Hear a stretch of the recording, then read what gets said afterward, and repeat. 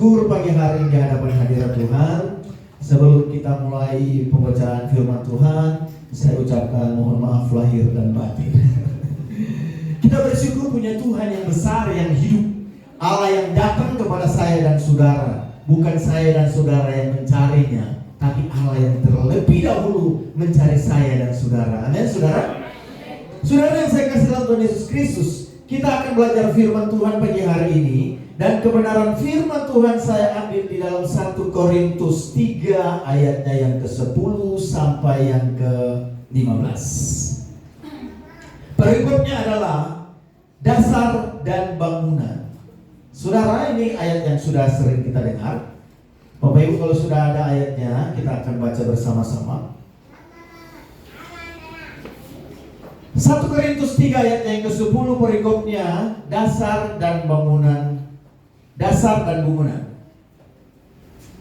Untuk menghormati kebenaran firman Tuhan, saya undang Bapak Ibu bangkit berdiri. Saya akan bacakan buat Bapak Ibu. Sesuai dengan kasih karunia Allah yang dianugerahkan kepadaku, aku sebagai seorang ahli bangunan yang cakap telah meletakkan dasar dan orang lain membangun terus di atasnya. Tetapi tiap-tiap orang harus memperhatikan bagaimana ia harus membangun di atasnya. Ayat yang ke-11 Bapak Ibu. Karena tidak ada seorang pun yang dapat meletakkan dasar lain daripada dasar yang telah diletakkan, yaitu Yesus Kristus. Entah orang membangun di atas dasar ini dengan emas, perak, batu permata, kayu, rumput kering atau jerami, sekali kelak pekerjaan masing-masing orang akan nampak, karena hari Tuhan akan menyatakannya, sebab ia akan nampak dengan api, dan bagaimana pekerjaan masing-masing orang akan diuji oleh api itu. Ayat 14. Jika pekerjaan yang dibangun seseorang tahan uji, ia akan mendapat upah. Jika pekerjaannya terbakar, ia akan menderita kerugian, tetapi ia sendiri akan diselamatkan, tetapi seperti dari dalam api. Amin. Silakan duduk saudara. Nah saudara yang saya kasih di dalam Tuhan Yesus Kristus, saya percaya ayat ini kita sudah sering membacanya saudara. Ini adalah ayat yang ditulis oleh Paulus dengan sebuah tema dasar yang dibangun di atasnya. Jadi tema hari ini saudara, saya memberi tema adalah membangun di atas dasar yang teguh, Kristus sebagai fondasi gereja dan iman. Nah saudara yang saya kasih di dalam Tuhan Yesus Kristus,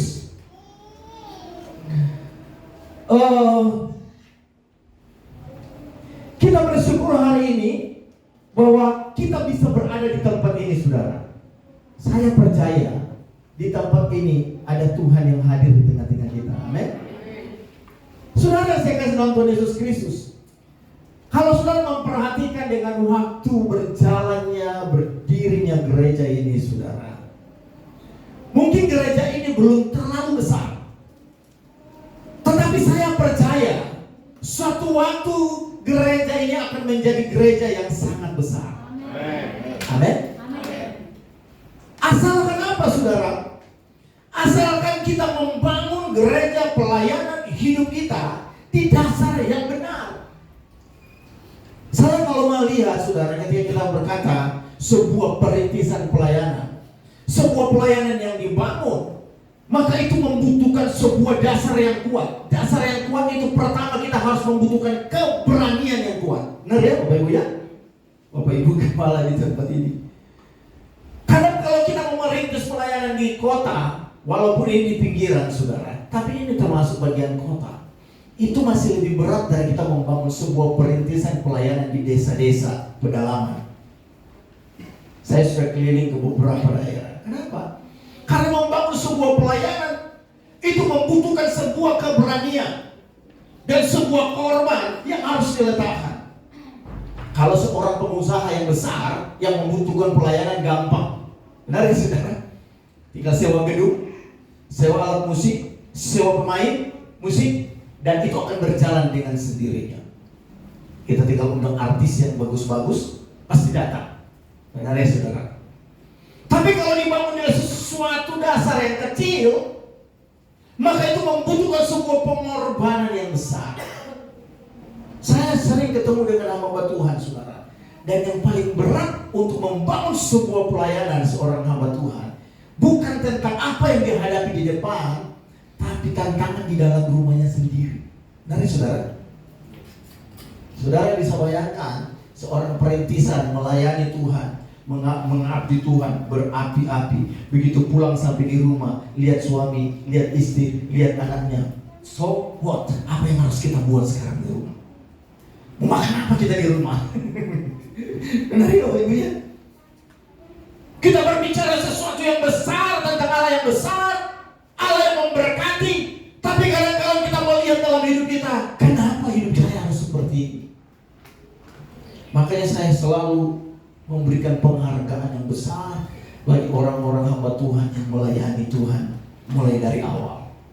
Ini saudara, saya mengajar itu tinggal kita buat flyer, semuanya datang, dan orang-orang yang datang itu adalah orang-orang yang sudah siap untuk belajar. Tapi untuk membangun sebuah pelayanan, membangun jemaat, hamba Tuhannya siap, belum tentu jemaatnya siap. Benar ya? Kalau jemaatnya siap, belum tentu tempatnya siap. Kalau tempatnya ada, belum tentu lingkungannya siap. Apa yang harus dibuat, saudara? Sebab itu, gereja yang bertumbuh itu, saudara, dia harus memiliki dasar yang teguh. Coba kita lihat slide-nya yang pertama, saudara. Jadi kalau kita melihat, saudara, di tengah-tengah proses pelayanan kita hari ini, pertumbuhan gereja, berdirinya sebuah pelayanan, maka pertanyaannya adalah, di atas dasar apa kita membangun sebuah pelayanan? Amin. Saudara, kalau kita melihat sebuah bangunan yang kita lihat bukan yang terlihat di atasnya. Kadang orang melihat seseorang itu, wah enak ya kamu sekarang sudah berhasil, enak ya sekarang kamu jemaatnya banyak, enak ya kamu sudah tempat pelayanan. Kenapa? Karena dilihat di permukaannya. Tapi kadang orang melupakan di dasarnya tempat yang terlihat indah itu dibangun. Saudara, kalau Anda melihat bangunan-bangunan yang besar, yang mewah, yang indah, sebenarnya letak bangunan itu bukan pada sesuatu yang terlihat ramainya, bagusnya, tingginya, indahnya, tapi bangunan itu ternyata terletak kepada fondasi dari sebuah bangunan itu. Amin. Saudara, kalau mau lihat itu gedung-gedung yang tinggi, dia punya tiang pancak ke dalamnya itu bisa-bisa lebih tinggi dari tiang bangunannya itu. Anda percaya? Dasar, saudara. Jadi bangunan itu yang indah, yang ramai, yang terlihat indah, yang menentukan adalah dasarnya. Satu bangunan yang merancang dan bangunannya fondasi dirancang dengan tidak benar, maka saudara, bangunan yang indah itu, yang besar itu, hanya tinggal waktu untuk hancur. Nah saudara yang saya kasih dalam Tuhan Yesus Kristus, karena itu saudara, bangunan kita yang besar, sebuah pelayanan yang besar, gereja yang kokoh adalah gereja yang dibangun di atas Kristus. Amin, saudara. Alkitab berkata di dalam 1 Korintus 3 ayat 10 sampai 11 tadi, saudara. Paulus berkata, dia katakan apa di sana, saudara? Tidak ada seorang pun yang dapat meletakkan dasar daripada yang telah diletakkan, yaitu Yesus Kristus. Ini perkataannya Paulus. Jadi kalau kita memperhatikan ayat ini, saudara, ketika Paulus berkata tidak ada seorang pun yang dapat meletakkan dasar lain daripada dasar yang telah diletakkan Yesus Kristus, ini bukan sebuah pengajaran biasa, tapi ini adalah prinsip dasar dari kehidupan rohani saya dan saudara. Dia berkata tidak ada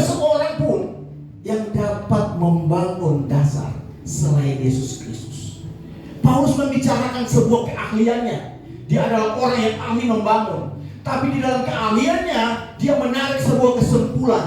Kalau kita adalah Yesus Kristus, bangunan yang kokoh itu adalah di dalam Yesus Kristus. Amin.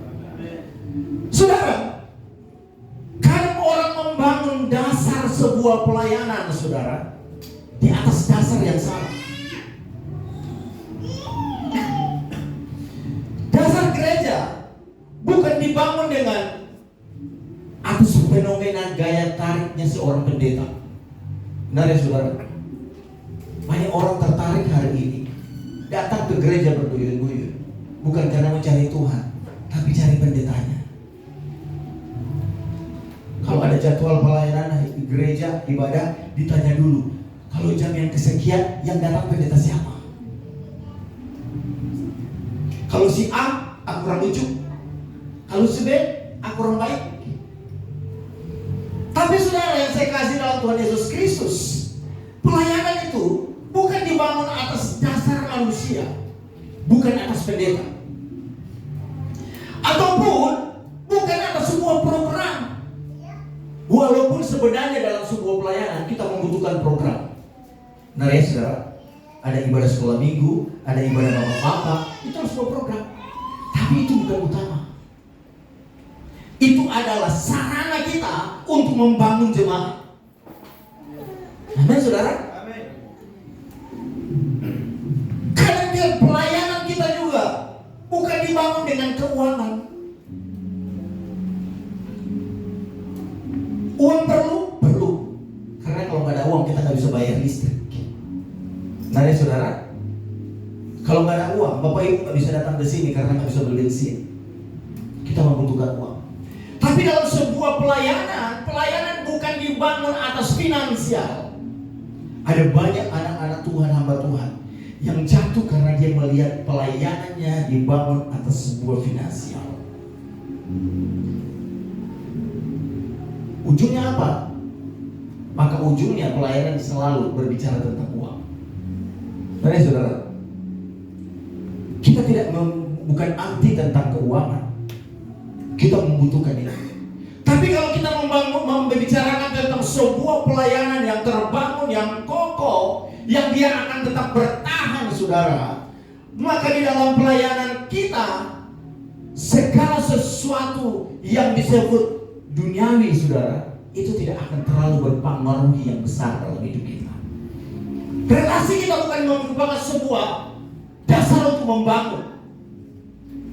Walaupun kita butuh relasi, tetapi gereja yang kuat, pelayanan yang kuat adalah ketika fondasinya itu adalah Yesus Kristus. Amin. Amin, saudara. Amin. Kalau kita mau bicara motivasi kita membuat sebuah pelayanan itu apa? Dasarnya kita itu apa? Saya percaya pelayanan ini adalah pelayanan yang dibangun di atas Kristus. Amin. Saya percaya saudara, kalau kita tetap mempertahankan api Tuhan di tempat ini, maka saya percaya gereja ini akan berkembang dengan sangat kuat. Tapi bukan hanya berkembang karena kekuatan finansial, kekuatan bukan karena sistem, tapi orang akan melihat ada Tuhan dan orang-orang yang hadir di sini mengalami sebuah perubahan, maka itu yang akan membawa orang datang kepada Tuhan. Amin. Saudara yang saya kasih dalam Tuhan Yesus Kristus, pelayanan bukan hanya berbicara tentang gereja secara organisasi, tapi saya dan saudara juga secara pribadi, gereja secara rohani sedang dibangun oleh Kristus. Amin. Sedang dibangun. Kerohanian kita sedang dibangun oleh Tuhan, sehingga kita bisa menjadi jemaat yang dewasa, yang bukan hanya sekedar tahu dari ibadah, tapi jemaat yang mengenal Tuhan itu. Amin, saudara. Saya lagu kesukaan saya itu saudara yang dinyanyikan pertama tuh, ajarku mengenalmu, ajarku lebih mengenalmu. Saudara yang saya kasih dalam Tuhan Yesus Kristus, banyak orang melayani Tuhan tapi tidak mengenal pribadi yang dilayani. Banyak orang yang terjun dalam sebuah pelayanan, aktivitas pelayanan, tapi dia tidak tahu siapa yang dia layani. Kadang orang melayani Tuhan bukan karena mau melayani pribadinya, bukan untuk mengenal pribadinya, tapi untuk mendapatkan keuntungan pribadinya sendiri. Saudara yang saya kasih dalam Tuhan Yesus Kristus, kita menyembah Tuhan bukan karena Tuhan membutuhkan penyembahan. Ketika kita berkata, Engkau Allah yang besar, tanpa kita berbicara Allah itu besar, eksistensinya memang Allahnya pribadinya besar. Jadi sebutan kita tentang Allah itu tidak akan mempengaruhi Allah. Ketika kita beribadah, tanpa kita ibadah pun hari ini, tidak akan mengubah eksistensi Allah itu. Paham saudara? Tanpa Anda memuji Tuhan, Allah tetap Allah yang Maha Kudus. Kita memuji Tuhan, kita menyembah Tuhan karena kita butuh Tuhan. Amin saudara? Ketika kita mencari Tuhan, kita menyembah Tuhan karena kita tahu Allah yang Maha Kasih, yang lebih dulu mengasihi saya. Dia datang dari surga menjadi manusia, mati di kayu salib untuk menebus dosa saya dan saudara yang sebentar lagi kita rayakan itu Paskah. Saudara, kalau kita mau lihat dari segi Alkitab, seharusnya perayaan Paskah itu adalah perayaan yang lebih meriah, besar daripada perayaan Natal. Karena puncak kelahiran Kristus ada di kayu salib.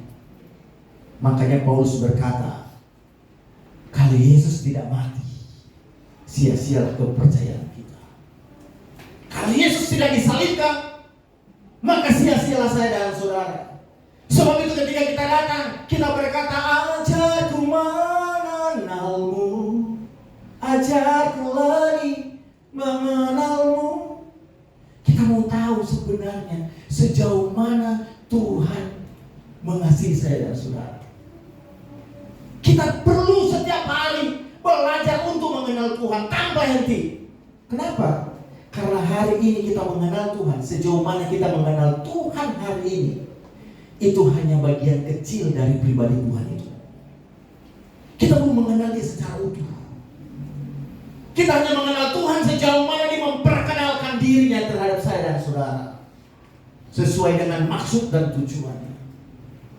Dan saya percaya ada banyak hal yang lebih besar yang Tuhan sedang mempersiapkan untuk saya dan saudara. Dalam pelayanan ini, dalam kehidupan saya dan saudara. Sebab itu kita perlu tahu apa yang menjadi rencana Tuhan dalam hidup kita. Kita yang membutuhkan Tuhan. Nah saudara, tanpa Tuhan kita nggak ada apa-apanya. Tanpa Kristus nggak ada apa-apanya. Jadi pelayanan itu bukan dibangun dari sebuah kemampuan finansial, kepemimpinan yang baik. Walaupun dalam sekolah teologi kita mengajarkan tentang kepemimpinan Kristen, manajemen gereja, administrasi gereja. Walaupun dalam kita belajar sekolah teologi, kita belajar tentang pastoral counseling. Tapi tahukah saudara, apa yang kita pelajari itu? Kita berhadapan dengan manusia. Manusia itu adalah makhluk yang komplit. Teori tidak akan bisa menjadi sebuah dasar yang paten untuk setiap saya dan saudara. Hanya Kristus satu-satunya yang dapat memahami saya dan saudara satu persatu. Ya saudara, dan saya berbicara tentang bagaimana seorang gembala mempastoral konseling kepada si A akan berbeda dengan si B, dan berbeda dengan cara pandang saya. Karena bagaimanapun seorang hamba Tuhan dia adalah manusia, dan dia punya pikiran, karakter, budaya yang berbeda. Kadang unsur manusia itu bisa muncul. Tapi ada sesuatu saudara yang tidak berubah, yaitu Kristus. Nah jadi saudara, Kristus adalah satu-satunya dasar yang benar dalam kehidupan kita secara pribadi. Kadang orang membangun hidupnya atas hal-hal yang fana. Mereka berpikir, kalau saya punya pekerjaan yang baik, maka itu akan menjamin masa depan saya, akan menjamin hidup saya. Bukti nyatanya, Pekerjaan itu tidak menjamin, saudara.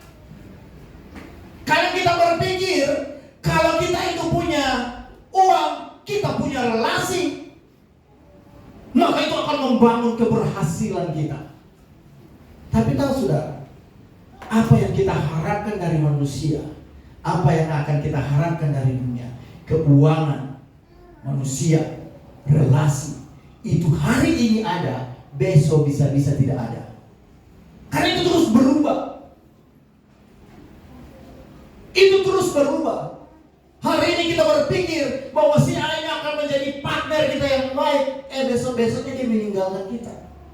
Saudara lihat bagaimana peristiwa si trio yang selalu muncul di TV itu, Roy, siapa lagi, si Tifa, siapa lagi yang satu yang orang Batak itu, Rismo, orang Bali dia. Coba saudara perhatikan, awalnya dia berbicara kami ini saudara, kami ini satu, apapun kami tidak akan terpecah belah. Lihat saat ini. Coba saudara perhatikan, itulah relasi dunia. Kita mengandalkan saudara. Saya punya saudara yang besar. Kadang saudara tidak bisa menolong kita. Saya punya saudara zaman dulu di kampung yang cukup kaya. Tapi justru karena dia kaya, dia gak mau melihat kita yang miskin. Dan itu menjadi sebuah kekuatan besar untuk melangkah. Saudara, kalau saya ada dalam dunia pelayanan pemulung orang-orang miskin, salah satu dasar yang saya buat, karena saya kecil itu orang miskin, tak punya apa-apa. Sekolah saya tidak pernah dibayar-bayar. Saya menjadi tukang cuci mobil. Saya datang ke Jakarta bukan karena dibiayai oleh mama saya, tapi saya mendapat beasiswa.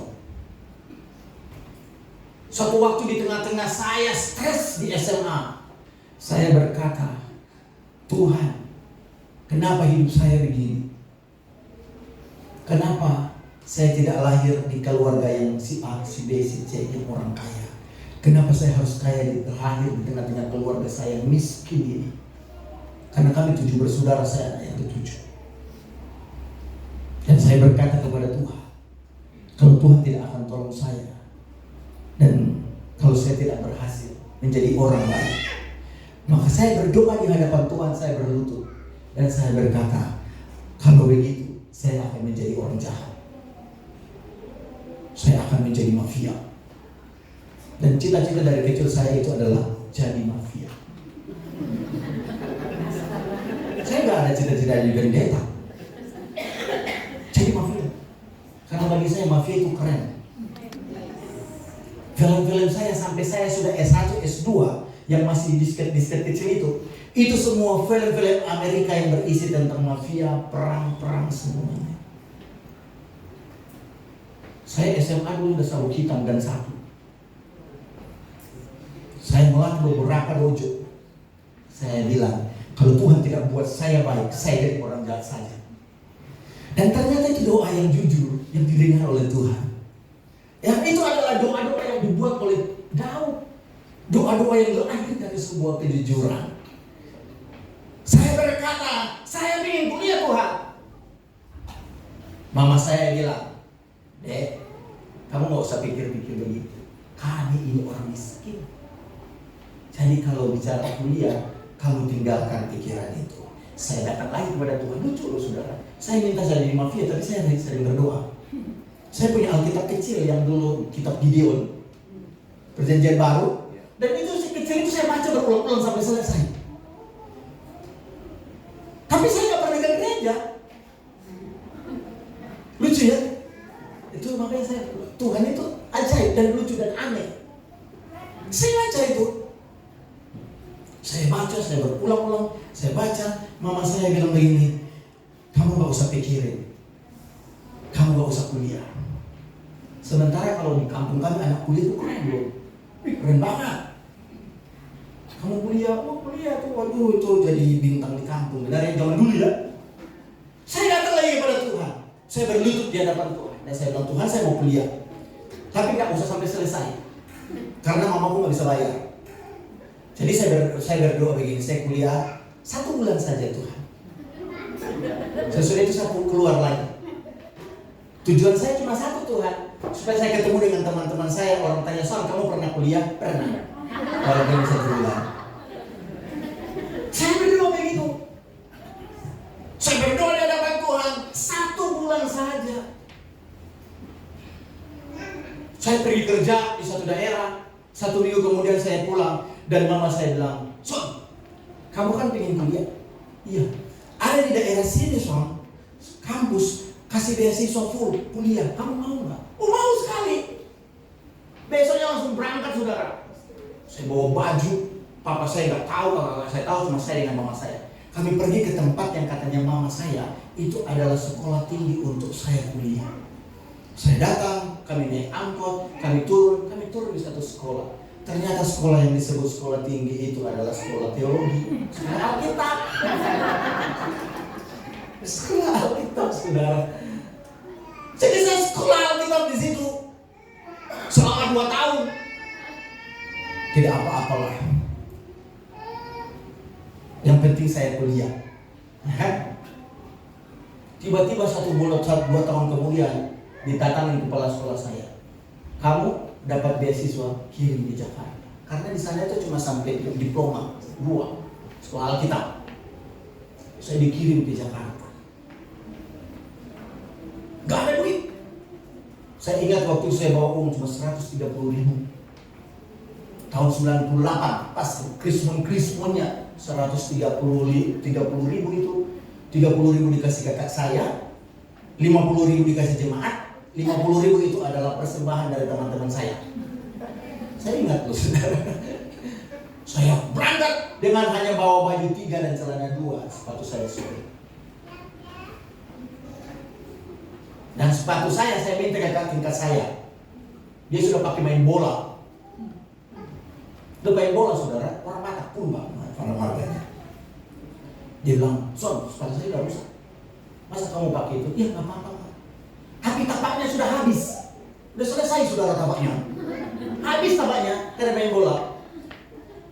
Satu hari sebelumnya saya ke kampung saya pergi ke tukang jahit sepatu. Namanya Sol Sepatu kalau orang Manado, ya.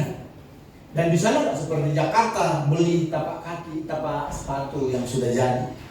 Di sana itu di kampung saya zaman dulu 98 untuk ganti tapak sepatu itu dibuat dari ban mobil, ya. Ban mobilnya dikupas, kemudian ditampal, kemudian dibuat renda-renda, dan itu yang saya pakai di Jakarta. Sepatu saya 42 nomornya, bukan Bapak Ibu mau beliin, bukan. Nomor saya 42, sepatu yang saya bawa itu nomor 40. Kaki saya begini di dalam. Saya buka, saya injak di straf, karena orang mau sekolah pendeta nggak boleh injak sepatu, harus full, harus rapi. Jadi setiap hari saya pakai, berbulan-bulan saya pakai. Setiap malam selesai saya harus rendam kaki saya di air, karena kukunya begini, saudara. Yang ajaibnya, cuman dulu teman-teman saya itu punya merek-merek sepatu yang keren, 98. Ada Kickers, ya saudara, Pak Kalolo, ingat ya saudara apa lagi tuh? Nah, sepatu-sepatu yang bagus Kickers, Pak Kalolo itu kan dia punya tulisan di bawah nih, ya, tulisan Pak Kalolo, Kickers. Jadi kalau mereka masuk kelas kampus di Manggarai dulu kampus saya, mereka injak air hujan-hujan. Jalan masuk di dalam, keceploknya di situ Kickers, Pak Kalolo. Wih, saya datang juga, saya punya cap juga, tulisannya Radial. Tulisannya kok beda di mereknya Radial. Tapi saya bersyukur kepada Tuhan, saudara. Saya berdoa kepada Tuhan, saya cuma menyelesaikan S1 saja, 1 bulan untuk kuliah. Tapi di situ Tuhan proses saya. Saya menyelesaikan S1 saya dengan gratis, full beasiswa. Saya mulai bangga, Tuhan terima kasih. Tadinya cuma minta S1 bulan, sekarang selesai S1. Tapi bukan cuma sampai di situ juga. Beberapa tahun kemudian Tuhan bawa saya kuliah, masuk S2, dan selesai magister saya, S2 saya gratis, dapat beasiswa. Ternyata lumayan pintar juga saya. Tapi memang kalau mafia itu orang pintar. Ya, nggak ada mafia yang ketangkap polisi. Yang ada itu kecelok-keceloknya. Benar nggak saudara? Dia punya strategi yang kuat. Saya menyelesaikan magister saya. Kemudian saya langsung daftar jadi dosen karena selesai S2. Bukan cuma itu. 1 tahun saya mengajar, baru belajar mengajar. Saya nekat daftar diri saya menjadi dosen tersertifikasi yang dapat beasiswa, dapat bayaran dari kampus loh, dari pemerintah. Itu kan mesti dosen-dosen yang berpengalaman. Nekat saya buat portofolio saya. Istri saya lihat, dia mau ngapain? Saya mau buat yang mau dapat sertifikasi dosen. Apa istri saya bilang? Yang potong jari saya kalau kamu tebus. Karena saya dengan dia satu angkatan, kakak tingkat saya. Potong jari saya kalau kamu akan menjadi dosen tersertifikasi. Karena yang sudah puluhan tahun aja nggak mungkin belum jadi, apalagi 1 tahun. Nggak apa-apa. Saya buat portofolio saya taruh di atas meja dan saya berdoa dalam nama Yesus. Kalau tembus, kalau enggak. Dalam nama Yesus. Saya taruh. Kemudian saya pergi pelayanan misi di NTT, Kupang selama 1 bulan. Di tengah-tengah capek saya tidur di lantai. Tiba-tiba ada teman saya yang WA saya, BBM saya, zaman dulu masih BBM. Son, kamu lihat ini, tulisan ini, kamu 142, urutan 142. Saya baca di situ ada Sony Line ini. Saya lihat di atas, SK, tembus sertifikasi dosen. Ditarik di Indonesia. Seluruh Indonesia hanya diambil 400 orang dosen. Dan di Indonesia ada ribuan dosen yang udah doktor, profesor di atas saya. Saya nomor 124. Sampai hari ini saya dosen tersertifikasi. Jadi walaupun saya kesana kemari, saya digaji pemerintah. Jadi kalau saya merintis pelayanan nggak digaji orang, saya digaji pemerintah. Puji Tuhan. Itu cara Tuhan untuk memberkati saya. Tapi bukan cuma ada di situ saja, saudara. Beberapa tahun kemudian saya iseng masuk S3. Saya kuliah S3. Dan itu lumayan mahal. Suatu waktu udah mau selesai, sudah 2 minggu lagi saya sudah bilang selesailah saya. Karena harus butuh bayar. Minimal saya harus bayar 35 juta. Mau berdoa mau bagaimana? Mau berharap persembahan. Ini 1 tahun, 2 tahun belum tentu terpenuhi 35 juta loh saudara. Itu pun saya nggak makan-makan. Suatu waktu saya pergi ibadah. Saya ketemu dengan seorang di atas saya. Dan saya sapa dia di kamar mandi. Dan dia bilang, Son, apa kabar kamu? Baik kak, saya panggil dia kakak. Saya dengar kamu mau kuliah S2. Mau S3 ya? Iya, udah mau selesai. Harusnya sih 2 minggu depan. Tapi kayaknya nggak jadi, gue bilang begitu. Kenapa? Belum lunas. Emang butuh berapa? 35 juta. Jadi saya bilang begitu. Baru dia lewat, oke, nanti kamu kasih nomor rekeningmu ya, kirim ke saya ya.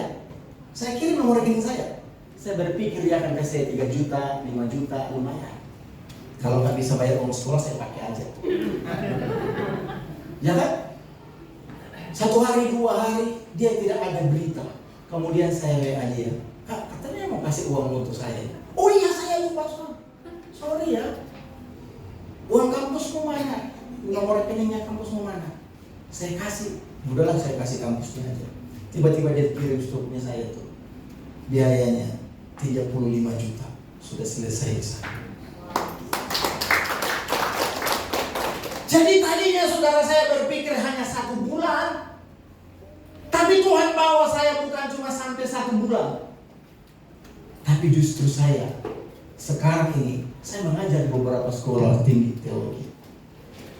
Saya sebagai kaprodi pasca sarjana di Sekolah Tinggi Agama Kristen dan Antarabangsa. Saya juga dosen di satu sekolah, beberapa sekolah ada di Bekasi juga kami punya kelas. Dan saya cuma berkata bahwa kalau kita punya dasar yang teguh, Maka apapun yang kita buat bukan yang terlihat di atas ini loh. Tapi dasar ini yang kuat ini yang akan membangun kita dan kita akan naik. Bukan karena manusia, bukan siapa saya, bukan siapa yang menghubungi kita, tapi karena ada Tuhan. Makanya itu selalu saya berkata ke orang-orang yang saya bina bahwa kamu harus ingat, miskin itu bukan karena kamu gak punya uang di dompet. Bukan karena kamu gak punya uang di ATM. Miskin itu paradigma. Kalau kamu melihat Tuhan yang besar, maka tidak ada satu perkara yang mustahil bagi Tuhan. Tuhan bisa adakan semuanya, saudara. Nah, saudara, makanya kadang orang berpikir keuangan relasi itu akan membuat dia stabil. Tapi ternyata enggak.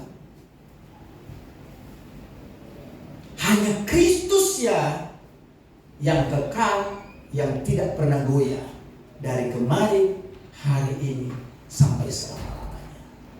Saudara, mungkin ini sebuah pemaparan yang sederhana, tapi ini adalah sebuah dasar dari kekristenan. Kekristenan itu dibangun di atas Kristus. Makanya kita sebut kita kini Kristen, yang artinya Kristus. Yang kedua, saudara, di dalam kehidupan kita sehari-hari, apa yang kita buat, apa yang kita bangun dalam sebuah pelayanan, dalam hidup kita, dalam pekerjaan, maka kita semua akan mengalami ujian.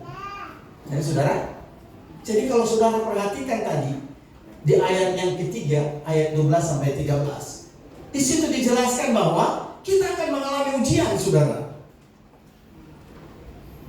Kita akan mengalami banyak tantangan dalam hidup kita.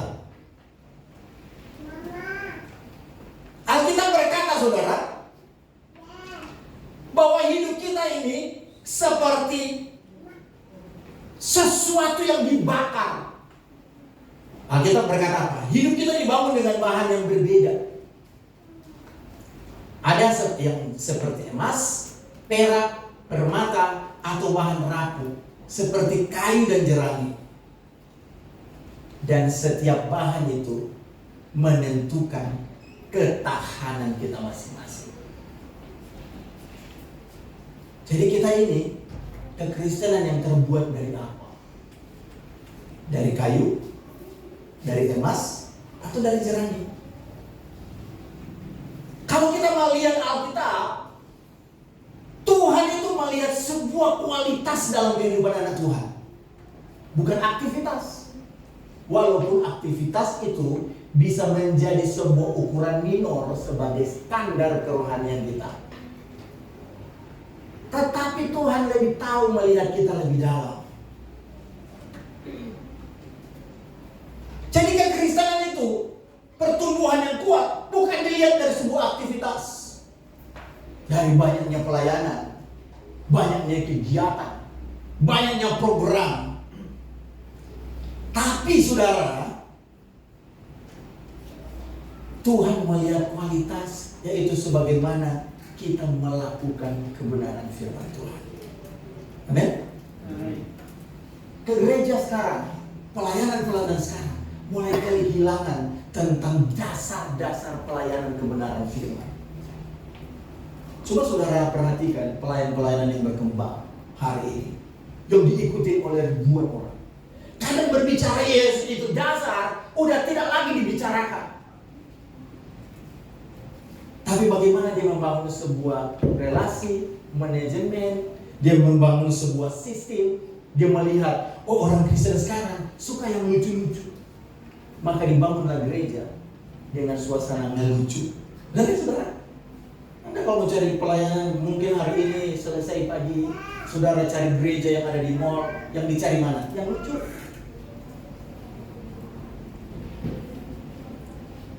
Saya beberapa kali melayani, saudara. Pendeta bilang begini, Pak Ben, nanti kalau melayani, khotbahnya jangan keras-keras. Makanya saya kalau melayani itu agak wanti-wanti. Apalagi kalau gereja merintis, kemudian dimarah-marahin, nggak datang lagi kan? Karena dia bilang begini, menurut penelitian, Orang sekarang ke gereja bukan cari Tuhan, tapi cari ketenangan, hiburan.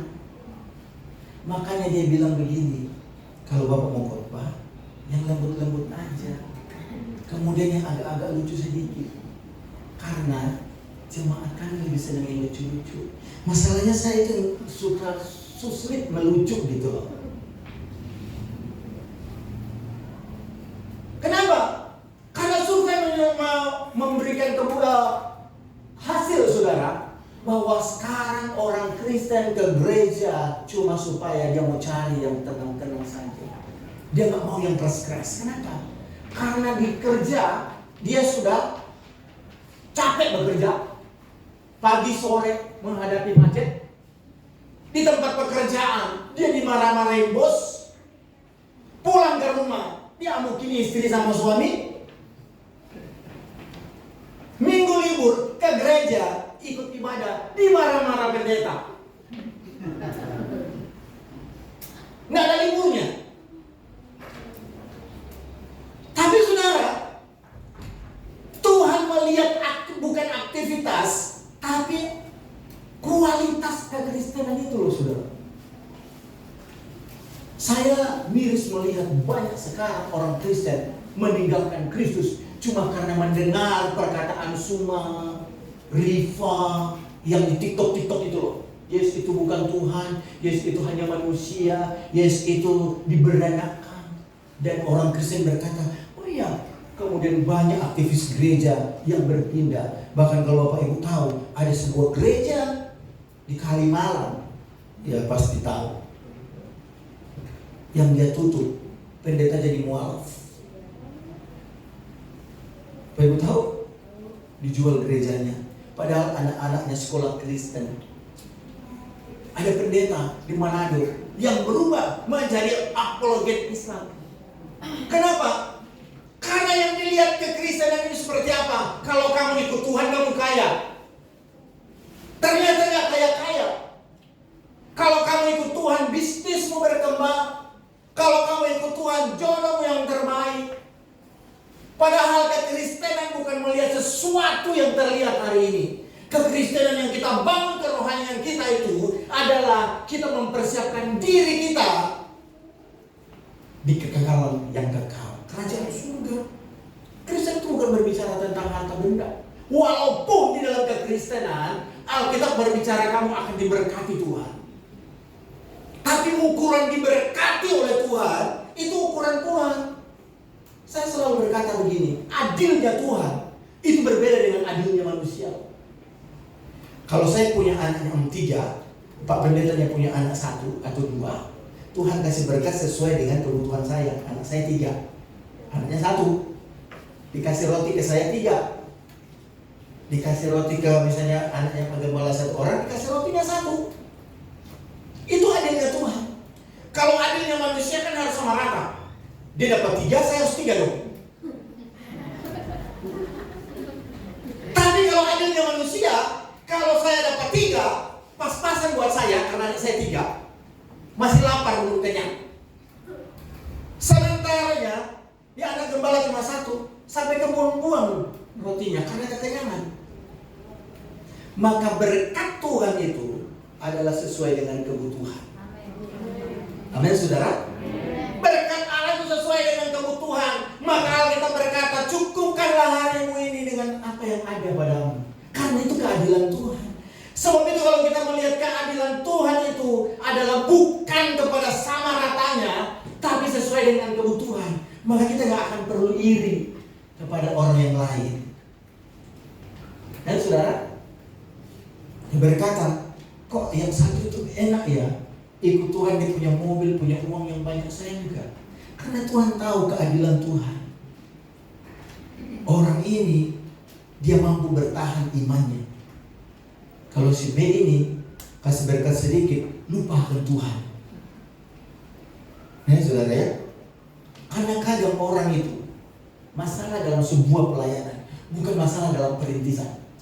Nah ya saudara, perintis kan kita masih menangis, Tuhan, Tuhan. Tapi tantangan besar kalau kita sudah punya gedung yang besar, mewah, jemaatnya ribuan, kita sudah punya mobil Alphard, nanti belum tentu ketemu dengan jemaat yang di pinggir sini masih mau di salam-salam gitu. Saya ingat suatu kali pendeta di satu mall saya gang. Kemudian pendeta itu diselesai khotbah. Besar, pendeta besar, padahal sebenarnya badannya kecil. Badannya besar, pendek. Terus saya pikir orang senang banget lihat orang ini, apa lihatnya dari segi tingginya kagak ada, segi gantengnya nggak maco-maco banget, malah ada minor-minor sedikit. Kan gitu. Dia keluar dari belakang, dikawal sama bodyguardnya, kemudian dikejar sama jemaat. Cuma mau apa? Biar dipercikin air sama minyak. Saya bilang, lu mau coba pengen minyak? Udahlah, beli aja 1 kilo, mandi minyaknya itu. Dia lari dikejar. Tapi kalau orang kaya bisa lari.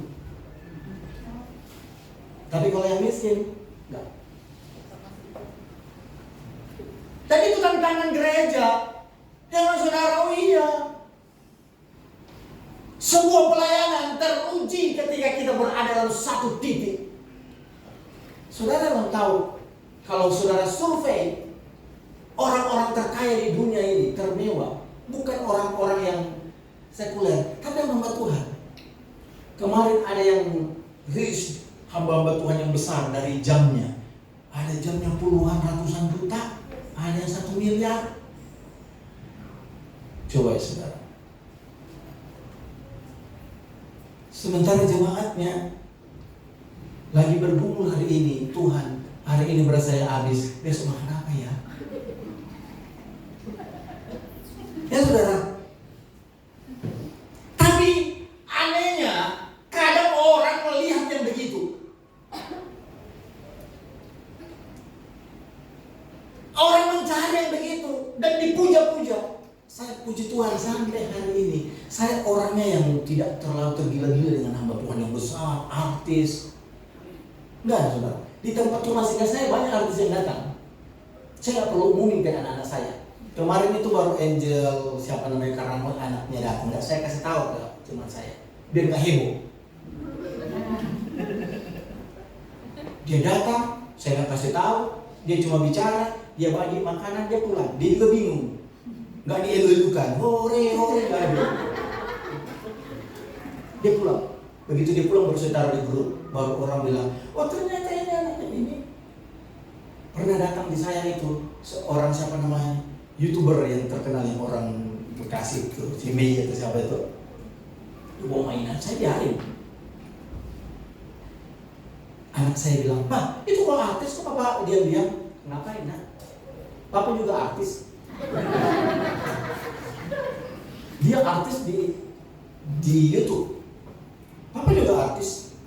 Papa artis di Bantar Gebang, tempat pembuangan sampah Bantar Gebang. Kamu pergi tanya nama Papa, Kak Sodi, semua orang kenal di sana. Saya artis, jadi sama-sama artis, ngapain? Ya kan?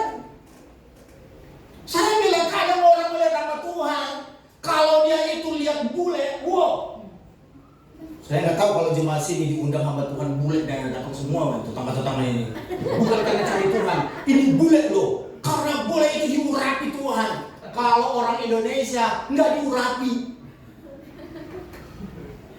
Saya selalu berkata kepada anak mahasiswa saya, kalian tahu kenapa kalau kalian lihat bule itu wow. Padahal yang datang juga kere daerah sana mungkin. Ya? Kenapa? Karena itu mental budak yang ditanam dari zaman dulu. Pada zaman penjajahan, orang bule itu dianggap orang darah biru. Benar ya? Oh, dia itu darah biru. Kalau orang pribumi, darah kotor.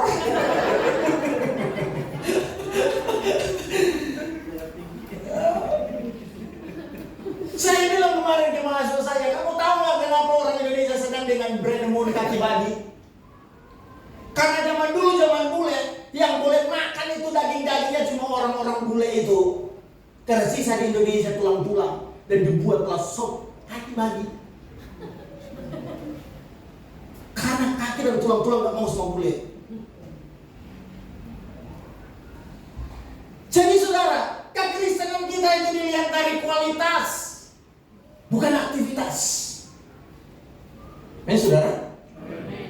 So, kita melihat sebuah pelayanan, bukan lihat hamba Tuhan, tapi lihat Tuhan yang ada dalam orang itu. Amin, saudara? Amin. Lihat Tuhan yang ada dalam orang itu. Karena itu yang akan membuat dampak yang besar. Kalau dibangun dengan uang, dengan fasilitas, satu waktu itu akan runtuh. Saya sudah melihat banyak gereja-gereja yang besar, hebat, tetapi hanya tertumpu dalam satu hamba Tuhan. Begitu hamba Tuhan itu mati, hancur semuanya. Karena hanya dibangun di atas pendeta manusia. Saudara pernah ingat Petrus Agung? Betapa besar gerejanya? Hancur. Beberapa gereja hancur. Kenapa? Karena jemaatnya bukan dibangun atas Kristus. Saya percaya kalau jemaat kita itu dibangun atas dasarnya Kristus, siapapun yang ada di depan, hari ini gembala nggak hadir pun, pelayanan akan tetap berjalan dengan baik. Amin. Amin. Karena apa? Dasarnya Tuhan. Dalam satu pelayanan kami, kadang kalau pemimpin kami nggak ada, tahu nggak? Doa pagi itu sepi. Wah, puji Tuhan di sini nggak ya? Kalau bukan pemimpin yang datang, nggak ada yang hadir. Tapi kalau pemimpinnya yang hadir, itu penuh sampai di tangga-tangga. Karena dia bukan mau melihat Tuhan, tapi supaya pemimpinnya lihat dia hadir. Jadi kedewasaan seorang dia dalam kekristenan dilihat dari situ, saudara. Siapa kita? Kita emas atau kita itu adalah kayu atau kita jerami di situ? Makanya Paulus berkata, semuanya itu akan diuji dan dibakar, dan semuanya itu akan mendapat upah. Jika engkau emas, upahmu emas, kemuliaan. Tapi kalau engkau jerami, upahmu hanya menjadi debu. Jadi pengujian itu tiba berdasarkan kepada ketaatan kita kepada firman Tuhan. Ingat saudara, dasar kekristenan kita itu adalah Yesus Kristus Tuhan, dan Alkitab itu adalah firman Tuhan. Yang lain itu hanyalah semua tambahan buat hidup kita. Kristus itu adalah Tuhan, Alkitab itu adalah firman Allah, adalah dasar dari iman kita. Ya, saudara. Berikut saudara, kita akan lanjut.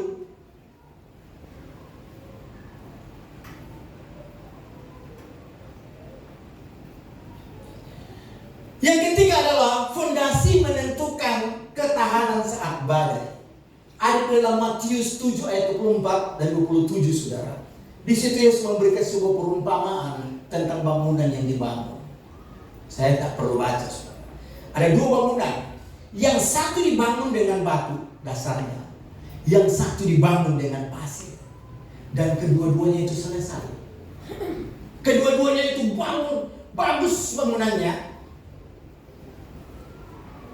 Tetapi Alkitab berkata, pada waktu mereka membangun, ada dibangun dengan batu, dibangun dengan pasir, dan Yesus berkata, ketika bencana itu datang, masalah itu datang, maka runtuhlah rumah yang terbuat dari pasir. Saya senang ayat itu, saudara, ketika dia berkata ketika. Jadi kata ketika yang Alkitab katakan di situ, saudara, itu artinya masalah, tantangan pasti akan datang dalam hidup kita. Kenapa Alkitab itu dalam Matius itu dia tidak menggunakan kata jika, tapi ketika masalah datang, badai datang. Karena dalam hidup kita pasti punya badai.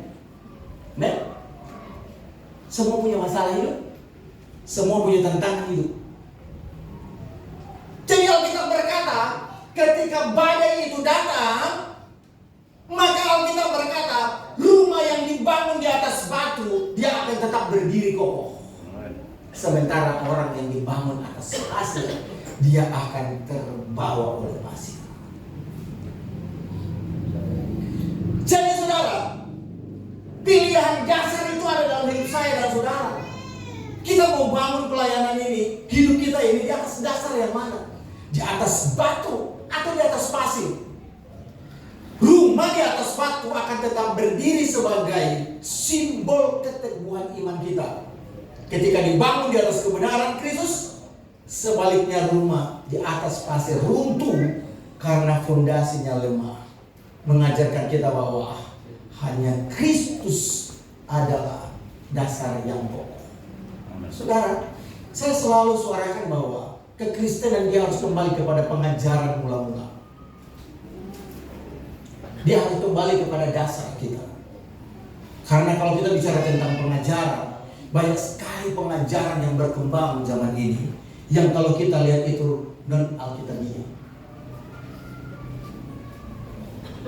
Jadi saudara, ketika badai kehidupan menerpa, fondasi hidup yang berpijak kepada Kristus menjadi penentu apakah kita tetap berdiri kokoh atau runtuh dalam kekacauan.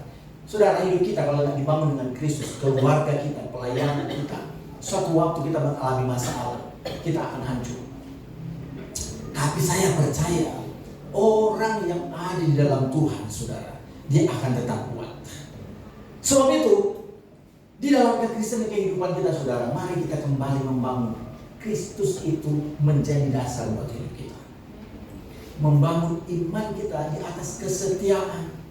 Kita setia di gereja ini bukan karena kita punya jabatan dalam gereja. Kita setia dalam pelayanan bukan karena itu sebuah tugas, tapi karena kita melayani Tuhan. Amin, saudara. Kita menjadi jemaat yang kokoh. Kenapa? Supaya ketika hidup kita dibangun di atas Kristus, badai apapun yang melanda hidup kita, kita akan tetap kuat. Ke depan, hidup kita itu tidak akan semakin baik-baik saja. Saudara perhatikan, dunia ini sedang menggejolak. Maka orang memprediksikan semua akan mahal. Akan terjadi PHK banyak-banyak. Jadi apa yang kita punya hari ini tidak akan menjadi semua jaminan dalam hidup saya dan saudara.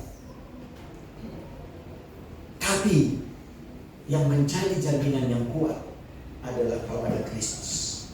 Kenapa? Kalau ada Yesus dalam hidup kita, seandainya pun kita jatuh di tangan Tuhan, dan Tuhan akan mengangkat kita. Tapi kalau kita di luar Tuhan, kita jatuh, saudara, maka tidak ada yang menopang dan menolong kita. Orang selalu berkata, kadang ada orang banyak datang ke kita, bukan karena mereka mencintai kita, tapi karena melihat kita ada apanya. Tapi ketika kita berada dalam titik terpuruk, orang lain bisa meninggal kita. Semalam itu ada seorang ibu yang dia WA saya. Dia bertanya, seorang guru agama. Dia bertanya kepada saya, ada banyak hal karena orang ini jatuh. Dan dia berkata banyak hal. Saya cuma mau berkata ke dia orang itu bahwa ada satu pribadi yang tidak pernah meninggalkan engkau. Karena suaminya tinggalin dia. Suaminya meninggalkan dia, saudara. Kemudian orang-orang yang baik kepada dia, teman-temannya sudah meninggalkan dia. Dan dia bilang, Pak, pekerjaan saya hancur, keluarga saya hancur. Saya tinggal tunggu-tunggu di mana saya akan dipecat. Semua orang di gereja saya yang saya ikut pelayanan, ketika saya jatuh, gak ada satupun yang datang kepada saya menguatkan. Bahkan dia bilang begini, Bapak tahu, bahkan yang melaporkan saya, yang menjatuhkan saya, itu adalah rekan-rekan pelayanan saya. Saya cuma kasih begitu. Dan dia berkata, hari ini karena suaminya meninggalkan dia, banyak yang mengkhianati dia, dan dia berkata kepada saya, sejujurnya Pak, saya mau jujur kepada Bapak. Ini mahasiswa saya. Hari ini saya sangat benci terhadap apa yang dinamakan cinta laki-laki. Termasuk suami saya. Dan saya katakan kalau kamu akan pergi kembali ketemu dengan suamimu, bukan karena cinta, maka itu akan menunggu waktu, akan hancur. Karena dia hanya mempertahankan status keluarga. Satu yang saya kasih ke dia, bahwa ada satu pribadi yang memiliki cinta yang tulus, seorang laki-laki yang memiliki cinta yang tulus, yang tidak pernah melihat kejatuhan, kesalahan apapun. Pribadi itu adalah Yesus Kristus. Saya memberikan dia sebuah perumpamaan. Ada suatu waktu seorang wanita yang datang dibawa oleh orang-orang Farisi yang mengatakan orang rohaniawan, dan dia berkata, Tuhan, perempuan ini selingkuh, maka dia harus dirajam dengan batu berdasarkan hukum Taurat. Maka Yesus berkata kepada orang yang banyak, di antara engkau yang tidak berdosa, hendaknya orang itu yang terlebih dahulu melempari orang ini dengan batu. Dan Alkitab berkata, tidak ada satu orang pun yang berani melempari batu. Dan ada suatu hal yang luar biasa yang Yesus lakukan. Dia berbicara kepada perempuan yang tadi mau dirajam dengan batu. Dia tidak menghakiminya, dia tidak mengusirnya. Dia hanya berkata, kamu pergi dan jangan berbuat dosa lagi. Amen. Itulah prinsip kekristenan. Kita punya Tuhan yang menopang kita, dasar yang teguh, sehingga ketika semua di permukaannya hancur, dasarnya itu akan bertumbuh kembali. Amin, saudara. Saya mau berkata, pelayanan ini dibangun di atas dasar Yesus Kristus. Setiap program kita dibangun atas dasar Yesus Kristus. Rencana visi misi dibangun atas dasar Yesus Kristus. Dalam kehidupan saya dan saudara, dalam berkristenan, pekerjaan, pelayanan kita bangun di atas Yesus Kristus. Maka saya berkata, dunia boleh goyah, hancur lebur, kita akan tetap berdiri bersama dengan Kristus. Amin. Mari kita tutup kepala, kita berdoa. Kami bersyukur Bapa pagi hari ini, terima kasih untuk kebenaran firman-Mu. Meteraikan firman-Mu dalam hidup kami, sehingga meterai firman ini akan menjadi berkat buah dalam hidup kami. Kami menjadi pelaku-pelaku kebenaran firman-Mu, bukan hanya menjadi sekedar pendengar. Terpuji nama-Mu dalam nama Yesus. Haleluya. Amin.